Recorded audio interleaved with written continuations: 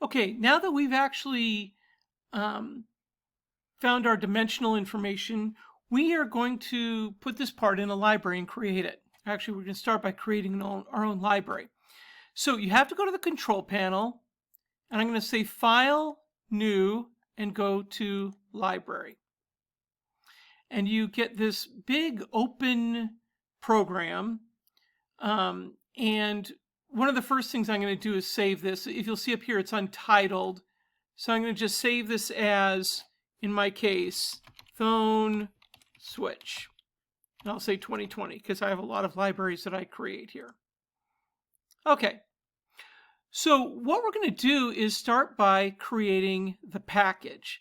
And again, it's kind of a chicken or egg situation. You can start with the symbol or the package, depends on what you want. And the main buttons that we're going to look up here on this menu bar are symbol, footprint, and device. Now, you're going to have to forgive me. It's actually called footprint, but in the previous versions of Eagle, they always called it package. So I'm going to go to footprint here, and I'm going to have a new footprint name.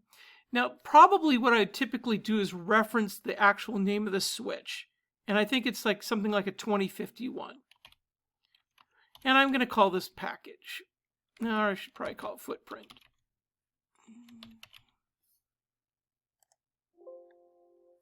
And it says create new footprint 2051. I'm going to click yes. And it kind of comes up as a small window here. I'm going to expand this a little bit and try to maximize it a little bit also here. There we go. So a couple of things you want to look at here. The grid by default is in mils, and I like to change that to inches. So I'm going to go to grid and change the units to inches and change the dimensions to 0.05 for the size. I might have to change that a little bit later on. I'm going to click OK there. And again, I'm going to kind of go through this process of creating the outline, then putting the pads and moving the outline around a little bit. And depending on what your experience is as a CAD designer, I have not done a lot of SolidWorks design before, so there may be a better way of approaching this, but I'm going to show you the kind of the process steps that I typically use. So looking at my reference, my package size is 0.46 inches by 0.16. Okay. And a couple of ways you can approach this, and I'll try to show you one of a couple of ways, but one is just by starting with the dimension. Now you'll notice that the layer we're on here is T-place. And what that refers to is the white silkscreen layer you're going to see on the board. So what we're going to draw first is the outline of the part. Okay, so that's going to be 0.46. Okay, now you notice I can get up to 0.45 here. If you take a look at the XY coordinates here, it only goes up to 0.45. So if I was trying to be really precise, I might change the dimension down to 0.0 or 0.01 inches. And I'm going to go ahead and do that just to make sure that my grid looks a little bit better here. So I'm going to stop that, change the grid to 0.01 inches. And you'll notice now that the grid's a lot smaller. I'm going to use the scroll wheel on the mouse to get a little closer here and make sure that I can make it to the right dimension. So I'm going to click on line here. I'm on the layer T-place. The width is 0.005, which is fine. That's going to be a pretty small line. And I'm going to draw this over until I get up to 0.46 inches. You'll notice I'm running out of space a little bit here. So I'll slide this over, get up to 0.46. And then I'm going to take a turn here because the width of the device is 0.16. Right there. And I'm going to move back here to 0, 0. And I'm going to hit stop. So what that's done now is I've drawn the outline of the switch. The next step is adding the pads. And the pads are the round copper, what they call annular rings that go around the pins. And that pad or that location is shown here. Now when I click on that, you'll notice that the menu bar changes. You can make your pad square, round, octagon, long, offset. There are different ways you can do it. I'm going to typically do octagon. That's a more common pad type. And I'm going to come in here, and because I want this in the very center of the switch, I'm going to locate it at 0.23 in that dimension and 0.08 in this dimension here. Sorry, I have to kind of drag that around there. Okay, so that will put that in the very center of the switch. That's pad 1. Now, one of the things I got to be careful about, though, is what is the drill size? If I just selected the default, it'd be 23 thousandths of an inch, or 23 mils, and that's too small for this pad. So I'm going to undo this, okay, to make sure, to make sure that I select the proper drill size. Now my drill dimension that I measured was 0.035, but I want to make that a little bit larger. I'm going to go to, for example, 0.0393. Now, if you remember metric, that ends up being 1 millimeter, but that's about 5 thousandths larger. That should give us enough clearance. So you'll notice that my pad is a little bit larger. Now, if I wanted to make my outside diameter of the pad bigger, I could manually dimension it to something like that if I wanted to. But the auto, if you select auto for that, it'll automatically put a typical amount of copper around it. I like to make mine a little bit fatter. So I'm going to change that to not 0.05, but let's say 0.076. That looks like a reasonable size.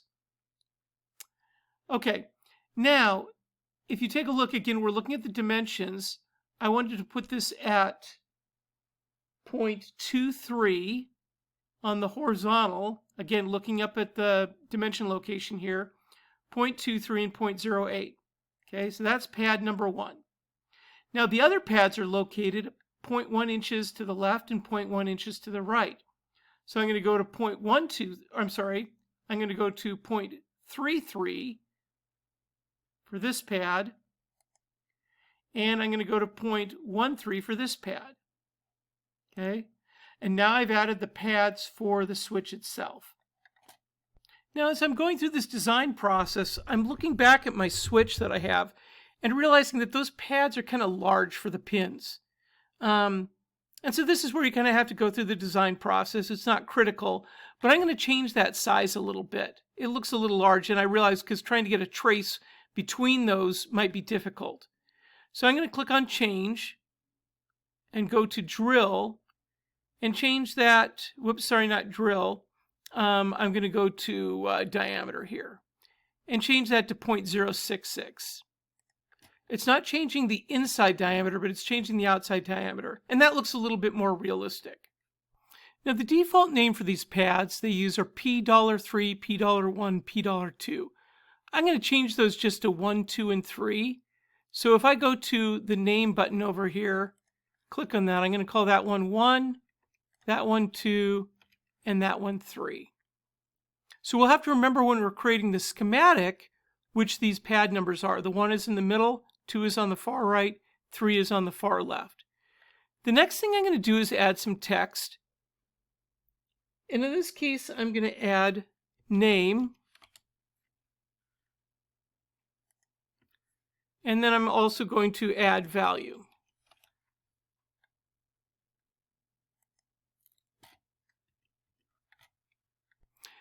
Now, one thing that's important in the Eagle board program, we can define what layers are active or inactive. I've put both of these, name and value, in the T-place layer, but I really want to put them in the layers that are appropriate for them. So what I'm going to do is click Change, go to Layer, and I'm going to go to, if I click Change on this one, I'm going to change it to a different layer. And I'm going to go to T names.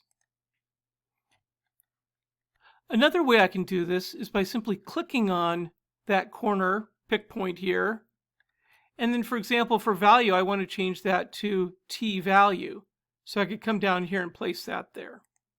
Okay, and that text will show up there. Okay, so that gives you an idea of what is required for creating the package. Next we're going to go to, or the package, yes, or what they call again footprint. Now we're going to go to symbol. So I want to save that, and then I'm going to go to symbol here, and for the name we're going to use the same kind of name here. I called it 2051, and I'm going to call it symbol. It says create new symbol. Click yes. And now we have something that looks a little bit more like the schematic editor. And now what we want to do is create a symbol that makes sense for the device that we're creating. It's really not critical. You want to make sure it's not really large. So I usually change the grid to something a little bit more reasonable, like for example, 0.025. So my symbol isn't too large relative to the other symbols that we use. Okay, so we're going to start with the pins. And the pins are basically the connection point between the package or the footprint and the symbol. So I'm going to click on this. That lead kind of length is kind of long. I'm going to go with something a little bit shorter here. But I'm going to put one of the pins here, which is going to be what they call P1. And I'm going to rotate this around for 2 and 3 and hit stop. And I'm going to move these around a little bit. And again, we can change these pin names. Instead of P$3, we could change this, for example. We can change name. I think I can just do that by clicking on it. Maybe not. Change. Whoops, not sure how to change that. We'll get back to that in a second. Now, by default, you have these P names on here, which get kind of messy, and we don't really want those to show up. So what we're going to do is click on the change button, go to visible, and say off. Let me do that again. Sorry, I did that fast. Change visible to off, and we're going to click on each one of these. And you'll notice you have to click on the center of the pad there. And if that pin symbol looks a little familiar, it's because that's what you end up seeing in the schematic. So let me move this one up a little bit. And then I'm going to draw a line, in this case from this point to here. And I'm going to draw a small circle. I don't know how small I'll be able to make it. Maybe like that. Move this up a little bit here. I have a feeling my symbols can be kind of big, but that's kind of what you have to learn to play with here. And then I'm going to add 2 more circles by copying these over here and over here. And I'm not going to spend a lot of time trying to optimize this or make it look too perfect. I'm going to move this one pin over a little bit because it needs to come over. And by the way, wherever that center point is, that little 0, 0 coordinate, that's going to be what's called the pick point of the switch. I'm going to group this, move it down a little bit, make it a little bit more proportional. Group this. And this, none of what I'm doing here affects the real functionality of it. It's more for kind of like a visual look than anything else. And the next thing I'm going to do is draw a line. All I'm doing is drawing an image here. But to draw a line, I want to do this at about a 45-degree angle. So I'm going to change it up here. It's right now at a right angle. I'm going to change it to something that I can select to change, like that. Okay. So that's my symbol for a switch. Not maybe perfect, but at least it gives you kind of the information you need. I am going to go ahead and put some text on here again for name. And I'm going to put that on the layer for names. And I'm also going to come in here and put there's really no purpose of a value, so I think I'm going to leave that off. Okay.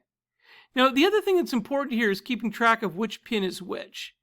If I click on the information button and click on that one, it'll say that's pin number 1, pin number 2, and pin number 3. And you'll remember when we laid out the footprint, that pin number 1 was in the middle, so we have to keep track of that.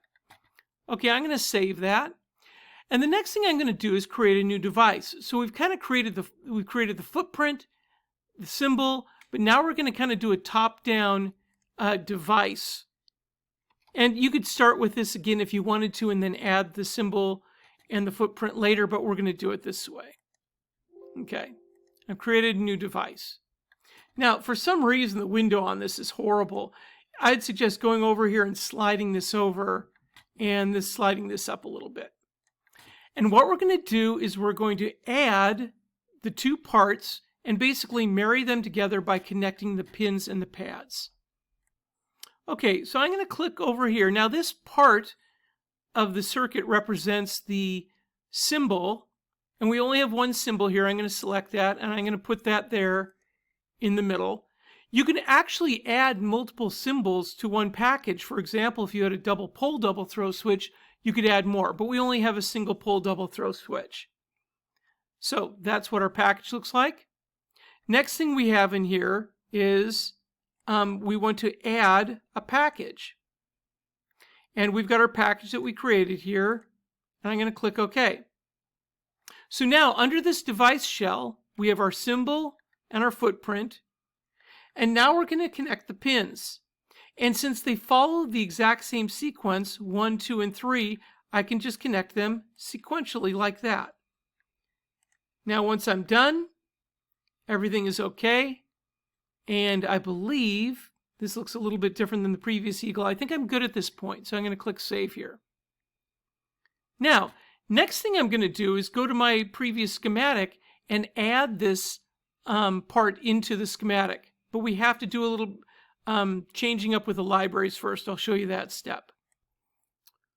Okay, so we're back to the original schematic. I'll talk about some of the last minute changes you'll need to make here, including this one, for this circuit to finalize it for your submission. So what we need to do is, before we actually use the part, we need to use the library or open a library. Okay, so I'm going to have open library here, phone switch, and verify that everything looks good here. That looks good. So if I go back to the program, I'm going to go to Add Part,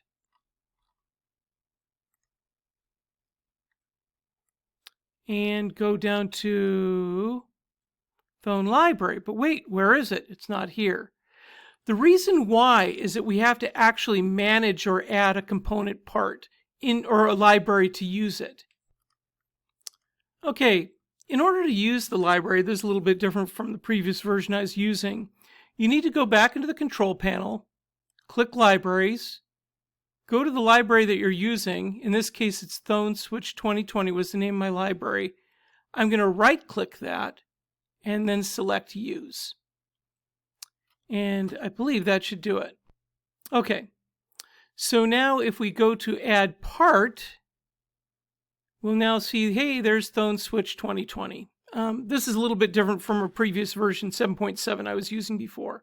So pardon me on that. So you want to make sure it's saved in a location that's easy to find. And I'm going to add that part. Now, I think I did pretty good on the size of this switch. It could have been cleaned up a little bit potentially. But I'm going to put it right, for example, put it right here for now.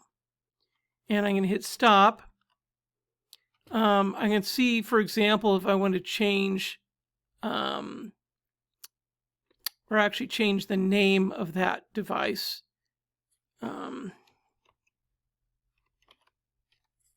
I can change it, but it's not displaying. So I'll have to take a look at that. We'll play around with that a little bit in the next few days probably, on how to actually change the text. That's something else that's changed in this program a little bit. Okay. So if we then also switch back to our board, there's my part, okay? And it's located here. And the name and the value I think are going to look a little funky, so I'm going to have to probably revise this or do a little addendum on this video, because I don't think the text should show up that way. But I want to at least walk through the basic steps of how we would create a part and use it. So we'll continue with this in a little bit.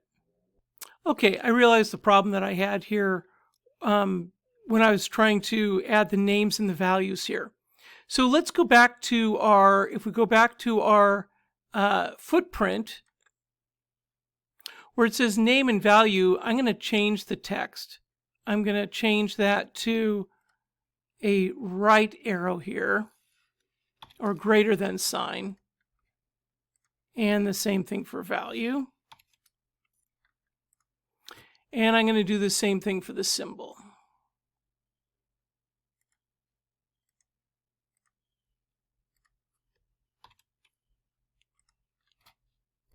Okay, so as I just showed you, we updated that name and the value with those greater than signs.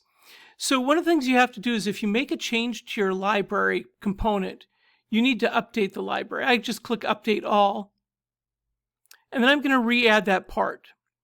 And it's Thone Switch 2020. Click that. I'm going to place that there. There's just a name for that switch, no value. And if I go to the board, you'll see that the switch is located there, and I can move that onto my board. And I could, for example, if I want to change the name, if I clicked on name, I could change this to SW1, for example. And if I wanted to change the value, I could change it there. Okay, so this is the basic process. Now, once you've created this switch, if we click on View, Layer Settings, and Show Pins, you'll see where those pins are located. And I can make connections there to those pins. You have to make sure, though, that your grid isn't so fine that you can't make the connection to the pin. So that's kind of the step for creating parts. Sorry I was jumping around a little bit on that. It's changed a little bit over the past several months.